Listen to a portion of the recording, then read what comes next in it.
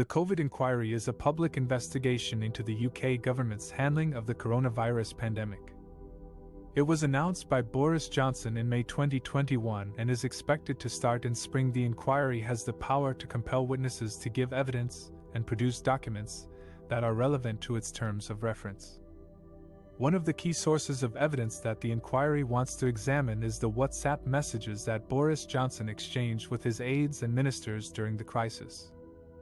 These messages could reveal how decisions were made, who influenced them, and what information was shared or withheld from the public. However, there is a problem. The WhatsApp messages that Boris Johnson has provided to the inquiry are redacted, meaning that some parts are blacked out or deleted. The inquiry suspects that these redactions are hiding important details that could shed light on the government's actions and failures. That's why the inquiry issued a legal notice in February 2022, requesting unredacted WhatsApp communications between Boris Johnson and his contacts from January 2020 to February. The notice also asked for his official diaries and notebooks from the same period, which could contain notes of meetings, phone calls, and other events. The legal notice is a serious step that shows that the inquiry is not satisfied with the level of cooperation from Boris Johnson. It also means that he could face legal consequences if he does not comply with the request. The inquiry has the authority to report him to Parliament for contempt, or even refer him to the police for a possible criminal offense. But why is Boris Johnson reluctant to hand over his unredacted WhatsApp messages? What is he trying to hide? And what impact will this have on the credibility and outcome of the COVID inquiry?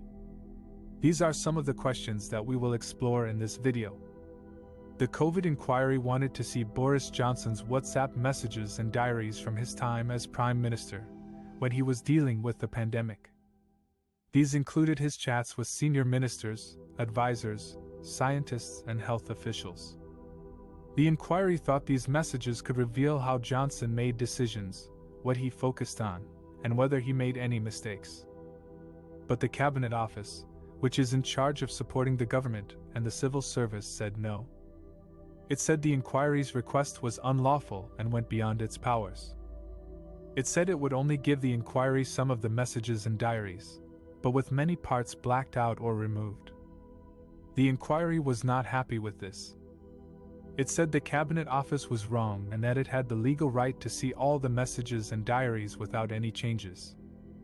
It said if the Cabinet Office did not comply, it could face criminal sanctions, such as fines or jail time. The inquiry also said that some of the messages and diaries that the Cabinet Office had initially rejected as irrelevant were actually important. It said these could show whether Johnson and his team had ignored or overlooked some crucial issues during the crisis.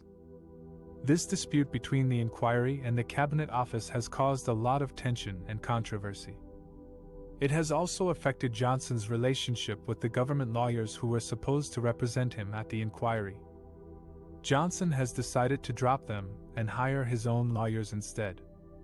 He has also accused the Cabinet Office of betraying him and leaking his private information to the police.